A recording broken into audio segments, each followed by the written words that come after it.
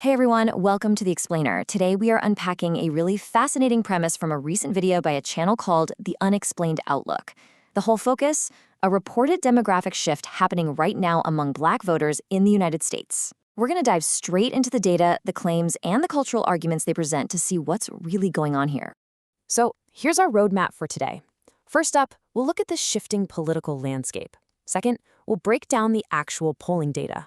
Third, we'll explore the cultural roots of conservatism. Fourth, the perceptions of Black conservatives. And finally, we'll cover the sources' critiques of the political left. Let's get right into it. Section 1, a shifting political landscape. Right out of the gate, the overarching claim the source makes is that a massive political realignment is actively happening. The video describes a scenario where a really notable number of African Americans are, in their exact words, walking away from the Democratic Party and walking into the Republican tent. The narrator argues that this presence of Black Republicans and conservatives is growing so apparent right now that it's just becoming common knowledge. It kind of sets the stage for everything else we're about to cover. Which, naturally, brings us to a really crucial question for us to think about. What exactly is driving this reported shift? Is it about specific policies, or is it something deeper, like culture? Moving on to Section 2, the polling beta breakdown. To back up their narrative, the source leans heavily into objective polling data recently put out by CNN and Gallup. Specifically, they highlight a broadcast that tracked Donald Trump's approval ratings among African Americans. So, during this same point in his first term, his approval sat at 12%. Currently, it's bumped up to 16%. Now, you might be thinking, a 4% increase, that sounds pretty small, right? But the source emphasizes that when you're looking at historical voting blocks, this actually represents a really significant chunk of ground gained by Republicans. And that detail leads us into a fascinating broader mathematical trend.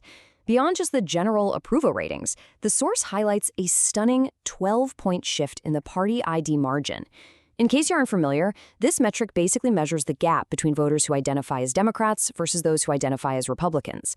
Let me tell you, a double-digit shift in this specific margin, that is a major statistical movement. Now, to be clear, Democrats absolutely still hold a massive advantage here. It's a 51-point advantage. But the source focuses squarely on the momentum. The data they present shows that the Democratic Party's identification advantage among African Americans literally fell from 63 points down to 51 points. So the argument they're making is that the Republican Party is actively, successfully chipping away at a very long-standing historical lead. To put that shrinking margin into context, the video cites Gallup records. They point out that this 51-point advantage is actually the absolute smallest lead for Democrats recorded by Gallup in a 15-year window, spanning from 2006 all the way to 2021. For political strategists who obsess over this kind of data, this historical low is precisely why the source argues Democrats might, or maybe even should, be hitting the panic button in tight races. All right, Section 3, cultural roots of conservatism. So, having established that statistical shift, the source video energetically pivots to explain why this is happening. Their argument is that this political shift isn't some sudden anomaly. Actually, they say it's an alignment with deeply ingrained cultural drivers. They point to a few foundational elements: growing up in the church, adhering to Christian teachings, and having strong father figures in the household. The video contends that these environments have historically fostered and preserved conservative values for generations. So, in their view, making a political shift to the right is just a natural progression for a lot of people. There's a direct quote from the video that perfectly sums up their stance on this. They say, "A lot of Black kids grew up in church teaching Christianity. Being a conservative, they go hand in hand."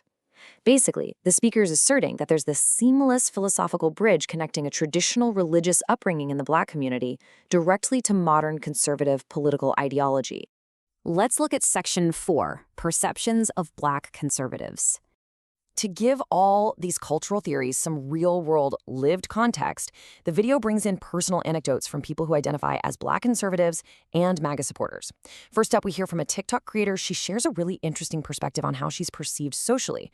She explicitly states she doesn't actively broadcast her politics in her daily life, but she says it almost just feels like if you're classy, they just think you're Republican. It's a fascinating social dynamic, right? She's arguing that people just naturally assume her political affiliation based entirely on her good manners, how she dresses, and her overall demeanor.